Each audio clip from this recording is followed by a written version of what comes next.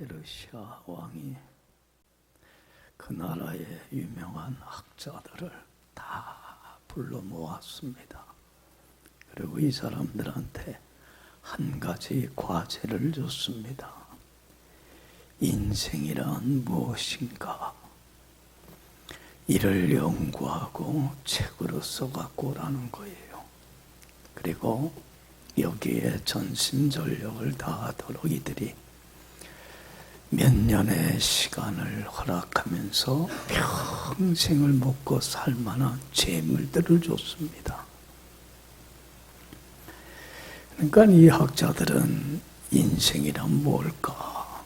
이것을 연구하고 책을 쓰는 데에 몇 년의 시간을 최선을 다합니다. 그래서 마침내 이들이 책을 써갖고 왔는데 큰 수레에 가득 채워질 만큼 수많은 책들을 써갖고 왕에게 나왔습니다. 근데 그때 왕은 나이가 들어서 많이 늙었어요. 그래서 그 많은 책들을 읽을 기력이 없습니다. 그래서 다시 학자들한테 과제를 다시 줍니다.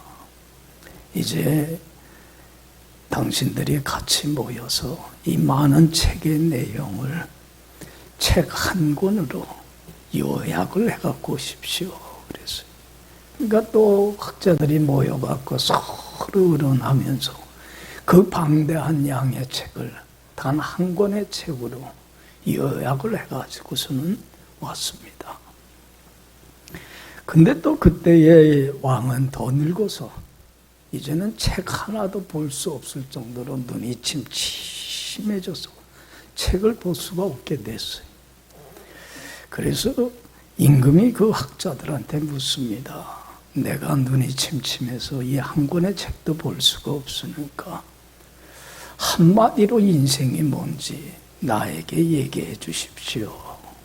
그럴 때에 한 학자가 한마디로 이렇게 얘기를 하더랍니다. 왕이시여, 인생이란 태어나서 살다가 죽는 것입니다. 왕은 그 말에 공감을 했어요. 그리고는 얼마 후에 세상을 떠났다고 그래요. 여러분, 인생이라는 게 뭐예요? 삶이라는 게 뭐예요? 한마디로 얘기하면 태어나서 살다가 뭐 하는 거예요? 죽는 게 인생이에요. 그렇지 않아요? 죽음만큼 분명하고 확실한 것 없어요. 여러분, 이 세상에서 죽음으로부터 자유할 수 있는 사람은 아무도 없습니다. 그래서 정말 지혜로운 사람은 늘 뭘 생각하며 살아요? 죽음을 생각하며 삽니다.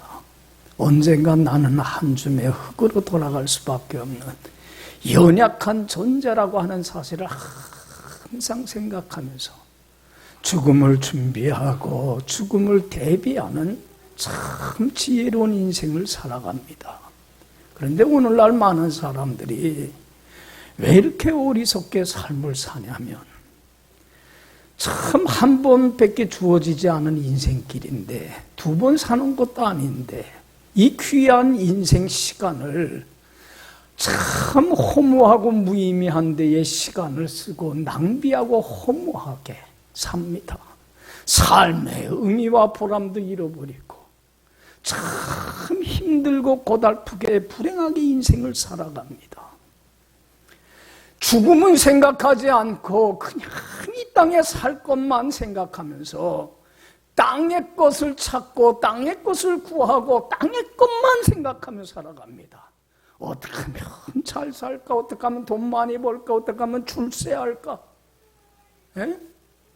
그저 이 땅에서 살 것만 생각해요. 그래서 어떤 사람은 참 이제 정년 퇴임을 앞두고 있는데도 이것 때문에 고민합니다. 근데 그분을 보면서 야, 인간이라는 게 이렇게 미련하구나. 이제 퇴임을 하고 나서 노후에 어떻게 편안하게 경제적으로 어려움 없이 살아갈까? 그걸 생각하고 살아가. 어떤 사람은 죽는 날까지 팔팔하게 건강하게 살아갈까? 그러니까 온통 관심사가 뭐에만 있어요? 이 땅에서 살 것에만 연연하며 살아요. 그러니까 가치관의 변화가 일어나질 않고 시시하고 하찮은 그것에만 몰두하며 살아가요. 참 인간이 어리석어요. 여러분들은 어때요? 죽음 생각하며 삽니까? 그저 이 땅에 살 것만 생각하며 살아갑니까? 여러분, 정말 한 번 주어진 인생, 후회함 없는 인생을 살려면, 정말 가치 있고 보람 있는 인생을 살려면, 정말로 하나님의 은혜와 축복 속에 행복한 삶을 살려면 뭘 생각해야 돼요? 죽음을 늘 생각하고 한순간도 죽음을 잊어버리지 말고 죽음을 미리미리 대비하고 준비하는 인생을 살 줄 알아야만 합니다. 할렐루야. 여러분들, 이게 지혜의 문제입니다.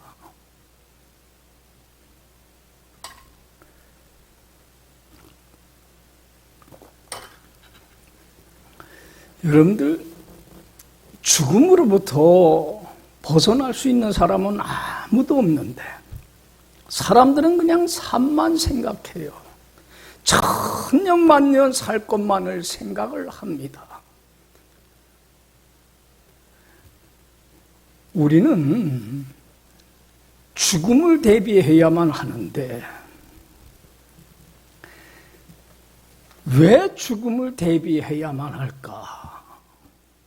그걸 늘 생각해야만 합니다. 죽음으로써 모든 것이 끝난다고 한다면 여러분들, 우리는 아무렇게 살아도 돼요. 그렇지 않아요? 근데 죽음은 죽음으로써 끝나는 게 아닙니다. 그렇기 때문에 죽음을 대비하고 죽음을 준비하며 살아가야만 합니다. 그래서 여러분들, 한순간도 죽음을 망각하지 마세요. 이게 지혜의 문제입니다. 그래서 여러분들, 하나님께서는 전도서 7장 2절 말씀을 통해서 우리에게 분명히 말씀을 합니다. 잔치집에 가는 것보다 어디에 가는 게 훨씬 낫다? 초상집에 가는 게 훨씬 낫다. 많은 사람의 끝이 이와 같이 됩니다. 살아있는 사람들은 이것을 마음에 명심하고 살아가라. 여러분들, 왜 초상집에 가는 것이 잔치집에 가는 것보다 훨씬 나아요? 다른 사람이 죽은 걸 보면서, 장례 치르는 걸 보면서 나도 언젠간 뭐 하겠다? 죽을 존재구나. 죽음을 생각하고 죽음을 대비하고 죽음을 준비할 수 있는 지혜가 생기기 때문에 그렇습니다. 그래서 죽음을 생각하라는 겁니다. 항상 명심하고 살라는 겁니다. 요즘 그 사극 같은 걸 보면 사극에서 신하들이 왕한테 뭐라고 인사를 합니까? 천세 만세 만만세. 무슨 말이에요? 천년만년 영원히 살라고 하는 거예요. 그러면 왕은 흐뭇해갖고 좋아해요. 여러분, 천년만년 사는 사람이 있어요?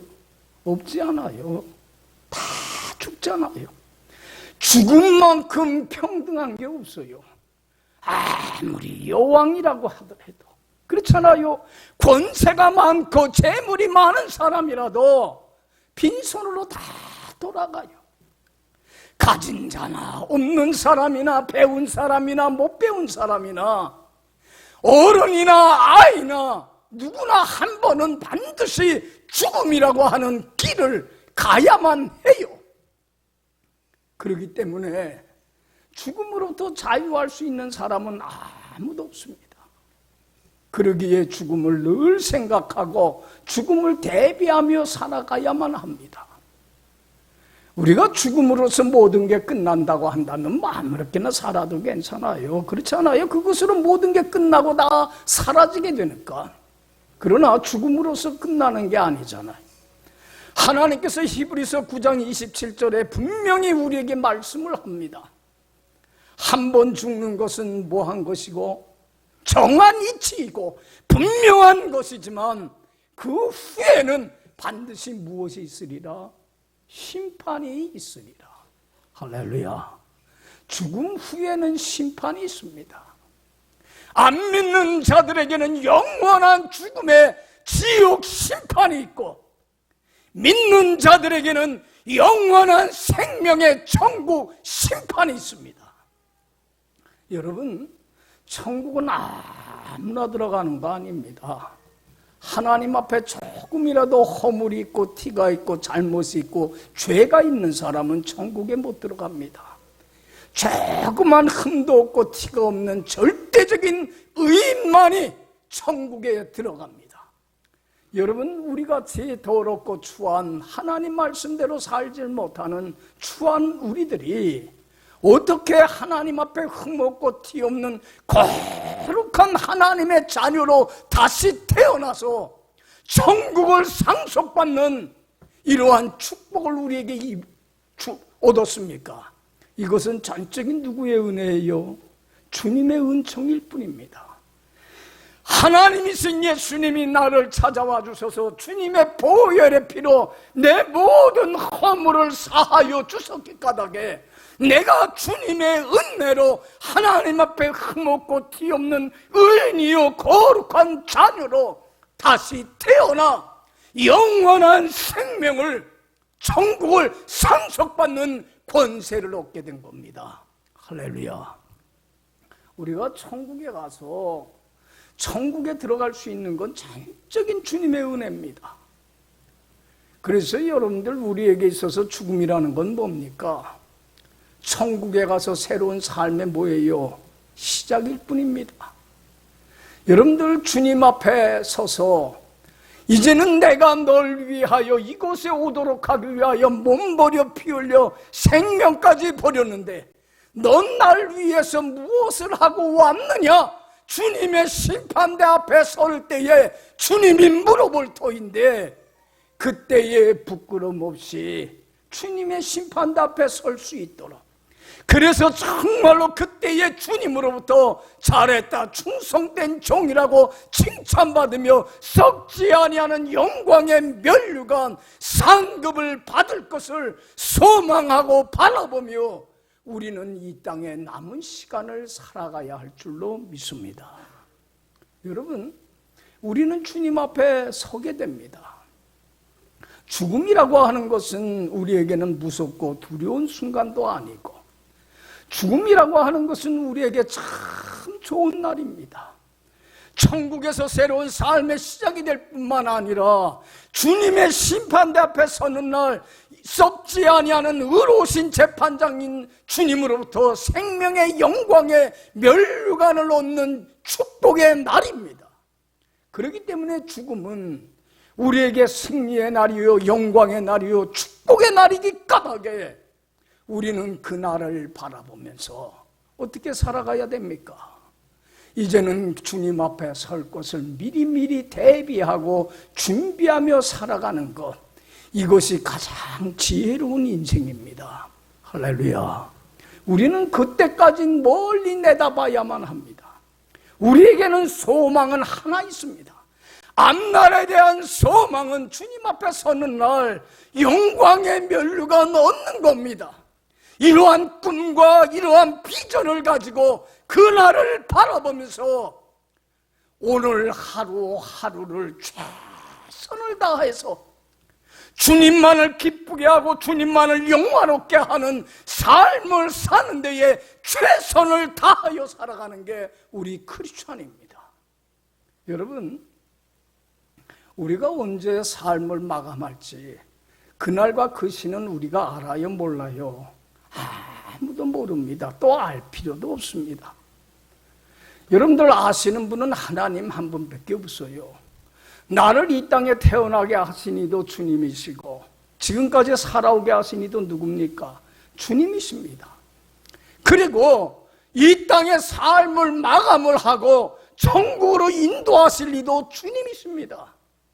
그러니까 우리가 더 오래 살고 싶다고 해서 오래 사라지는 것도 아니고 빨리 가고 싶다고 해서 가지는 것도 아닙니다. 하나님이 내게 주어진 시간만큼만 우리는 살아갈 뿐입니다. 그렇기 때문에 이 땅의 삶이라고 하는 것, 시간이라고 하는 건 하나님이 내 삶의 주인이신 하나님이 내게 주신 선물이고 은사이고 축복입니다.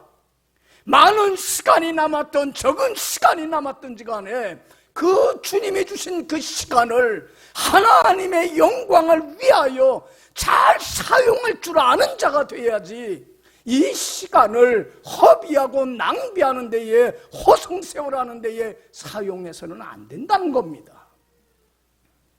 그래서 여러분들 우리는 얼마 남았는지 그건 알 수는 없어요. 그렇지 않아요? 주님이 오라고 하면 가야만 합니다. 그렇기 때문에 우리가 앞으로 남은 시간이 얼마인지는 알 수는 없지만 남은 시간을 어떻게 살아가느냐가 매우 중요한 문제입니다. 그렇지 않아요? 여러분, 내가 지금까지 어떻게 살아왔느냐, 성공적인 삶을 살았느냐, 실패의 삶을 살았느냐, 잘 살았느냐, 못 살았느냐 중요한 문제 아닙니다. 얼마 남았는지 그거는 알 수는 없어요. 그러나 그 남은 시간을 어떻게 살아가느냐 하는 문제가 우리에게는 매우 중요한 문제입니다. 남은 시간만이라도 우리가 정말로 하나님 앞에 부끄럼 없이 살아갈 때에 우리의 인생과 운명은 완전히 바뀌어버리고 맙니다. 여러분들도 아시겠지만 우리 강수연이라고 영화배우, 참 유명한 영화배우지 않았어요?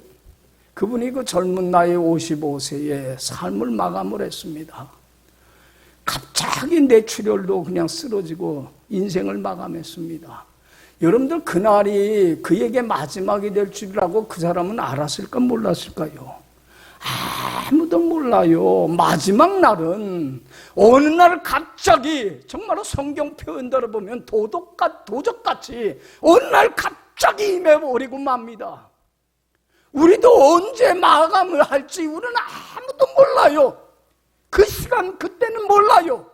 그러나 중요한 것은 언젠간 우리가 이 땅의 삶을 마감하는데 그 남은 시간만이라도 이제는 내가 부끄럼 없이 살아야 되지 않겠느냐는 얘기입니다. 여러분들 예전에도 한번 말씀을 드렸지만 알프레드 노벨이라고 하는 사람, 여러분들 잘 알지 않아요? 다이애나 화이트를 발명을 해서 세계적인 거부가 되지 않아요? 그래서 정말로 큰 사업가가 됩니다. 그런데 어느 날 노벨이 신문을 보는데 일면에 기사가 실렸습니다. 알프레드 노벨 죽다. 자기가 살아있는데도 죽음의 기사가 실렸어요. 그러니까 프랑스 신문 기자가, 그 신문사의 기자가 동명이인이 죽은 걸 확인도 안 하고 노벨이 죽었구나 그래갖고 기사를 낸 거예요.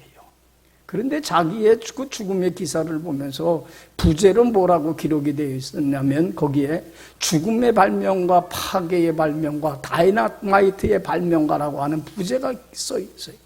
그걸 보고 큰 충격을 받습니다. 내가 죽으면 나도 언젠간 죽으면 이런 기사가 진짜 죽으면 날 텐데 그러면 사람들이 나를 어떤 사람으로 평가하겠어요? 죽음의 파괴의 발명가로 생각할 거 아니에요. 야, 내가 남은 삶 이렇게 살아서는 안 되겠구나. 그래서 노벨이 결단하잖아요. 남은 시간만이라도 의미 있게 보내기 위해서 뭘 합니까? 자기의 전 재산을 기부해서 세계 평화를 위해서 헌신한 사람들에게 주는 무슨 상을 만들었어요? 노벨상을 만들었지 않았어요? 그래서 지금 여러분들 노벨 하면 어떤 사람으로 우리는 생각합니까? 죽음의 파괴의 발명가로 생각을 합니까? 세계의 평화를 위해서 가장 큰 기여를 한 사람으로 생각을 합니까? 세계 평화를 위하여 기여한 사람으로 생각을 합니다. 여러분들 정말로 남은 시간만이라도 의미 있게 보낼 때에 이렇게 인생이 바뀌어버리고 마는 거예요. 언제 주님이 나오라고 할지는 몰라요. 그러나 이제는 내 남은 시간만은 어떻게 보내느냐 하는 것은 매우 중요한 문제입니다. 그래서 오늘 본문 말씀은 내가 정말로 남은 시간만이라도 지금까지 어떻게 살아왔든지 간에 뒤의 것은 잊어버리고 남은 시간만이라도 의미 있게 보내기 위해서 어떤 삶의 태도를 가지고 살아가야 할 것인가를 하나님이 교훈해주고 말씀해주는 게 오늘 본문 얘기입니다. 먼저 우리가 꼭 알아야 될 것은 이 시기를 알라는 겁니다. 내가 지금 어떤 인생의 시점에 와 있는지를 알라는 겁니다. 개인적인 종말뿐만 아니라 역사도, 온 인류의 역사도 마지막을 향하여 지금 종착역을 향하여 가고 있는데, 역사가, 인류의 역사가 어느 시점에 와 있는가를 분명히 자각하고 인식하고 살라는 겁니다. 여러분들, 지금 우리는 어느 인생에 있어서, 인류의 역사에 있어서 어느 시점에 와 있습니까? 이 시기를 알아야 합니다. 11절에 분명히 말씀합니다. 우리 다 같이 읽어봅시다. 또한 너희가 이 시기를 알거니와 자다가 깰 때가 벌써 되었으니 이는 이제 우리의 구원이 처음 믿을 때보다 가까웠습니다. 할렐루야. 이제는 이 시기를 너희들이 알아야 된다. 너희가 영적인 잠에서 깨어나서 이제는 깨어 일어나 빛을 발할 때가 왔다. 왜냐하면 이제는 너희들의 구원이 처음 믿을 때보다 뭐 했기 때문이라? 가까워졌기 때문이라. 여러분, 우리가 하루를 보내고 한 달을 보내고 한 해를 보내게 되면 점점 이제는 뭐에 가까워지고 있습니까? 마지막 종착역에 가까워지고 있다고 하는 것을, 주님의 심판 앞에 설 날이 가까워지고 있다고 하는 걸 우리가 자각을 하라는 겁니다. 또한 역사의 마지막도 마찬가지입니다. 여러분들, 우리 지금 주변에서 일어나는 징조들을 보면 마지막 때가 가까웠다고 하는 것을 우리는 점차 깨닫게 됩니다. 말세의 징조가 점점 나타나고 있습니다. 여러분들, 밤이 깊고 점점 역사의 어둠이 깊어져 가고 있다고 하는 것은 새벽별이신 빛 대신 주님이 뭐 할 날이 가까웠다는 거예요. 오실 날이 가까워지고 있다는 거예요. 우리 지금 이 세상이 점점 빛을 잃고 어두워져 가고 있습니다. 도덕적으로만이 아니라 경제적으로, 사회적으로 부패가, 불의가, 죄악이 관영을 하고 있습니다. 생태적으로도 온갖 기상이변과 지진과 전쟁과 정말로 환경 오염이 점점 심각해지고 있습니다. 여러분, 이러한 징조를 보면 볼수록 점점 어두워지고 밤이 깊어가면 갈수록 사람들은 말세라고, 왜 이렇게 사람들이 인간다움을 잃어버리냐고 탄식을 하지만, 우리는 이 점점 어두워져가는 이 상황을 보면서 뭐가 가까웠다는 걸 알아야 돼요. 빛 대신 새벽별이신 주님이 오실 날이 가까웠다는 걸 알아야만 합니다. 여러분, 하루 중에 가장 어두울 때가 언제입니까? 바로 새벽빛이 동틀 때입니다. 지금 밤이 깊어져가고 있다는 것은 빛 대신 주님이 오실 날이 가까워지고 있다고 하는 사실입니다. 그러기에 우리는 지금 우리가 개인적으로나 역사적으로 내가 어느 시대를 살고 있는지 이 시기를 알아야만 합니다. 이젠 뭐가 가까워지고 있어요? 마지막 종착역이 점점 가까워지고 있습니다. 그렇기 때문에 우리는 이제는 깨어 있어야만 합니다. 영적인 잠에서 깨어 일어나 빛을 발할 수 있는 자가 되어야 된다는 겁니다. 이 시기를 알아야만 합니다. 그리고 이제는 남은 시간 가치 있게 의미 있게 보내기 위해서는 구체적으로 어떤 삶을 살아가야 되냐면 이 시기를 알고 12절 말씀에 분명히 말씀을 합니다. 12절 우리 한번 다 같이 읽어봅시다. 밤이 깊고 낮이 가까웠으니 그러므로 우리가 어둠의 일을 벗고 빛의 갑옷을 입자. 여기 보세요. 이제는 밤이 깊고 뭐가 가까워졌어요?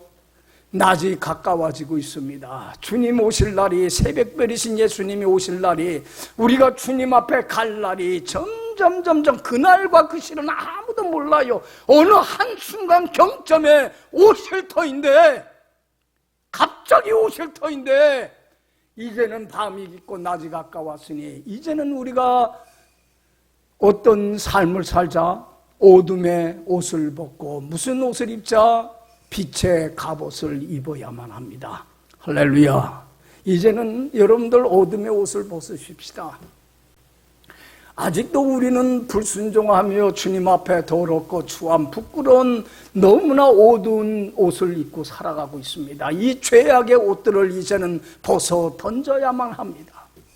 그리고 나를 거룩한 하나님 자녀 삼아주신 이 은혜를 감사하면서 하나님 앞에 흠없고 티없는 거룩한 빛의 자녀답게 이제는 거룩한 흠없고 티없고 깨끗하고 정말로 성결한 빛의 옷을 입어야 할 줄로 믿습니다.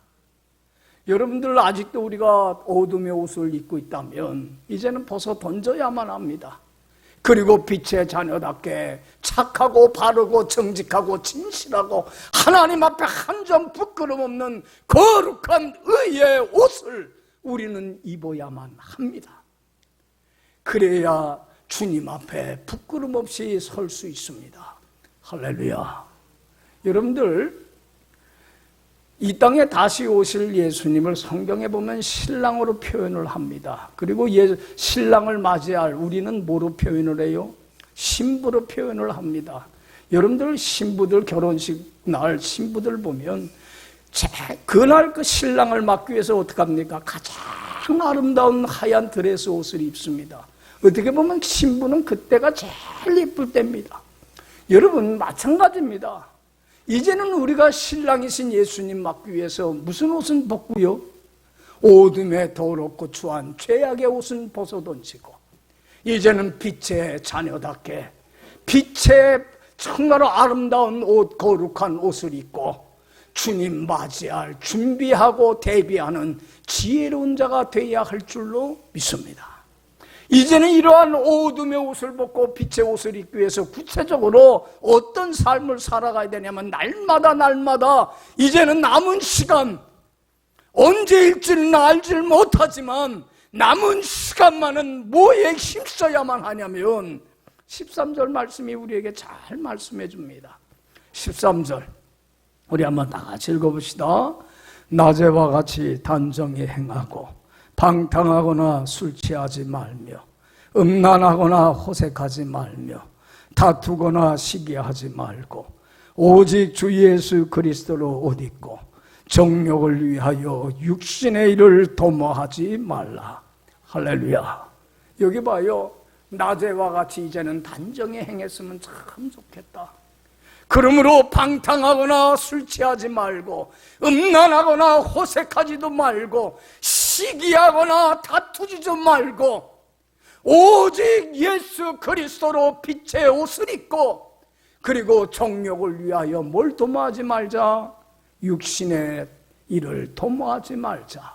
여러분들 우리 예수 믿는 사람들은 이제는 사단에게 져서 육의 소욕을 쫓는 육에 속한 삶을 살아가서는 안 됩니다.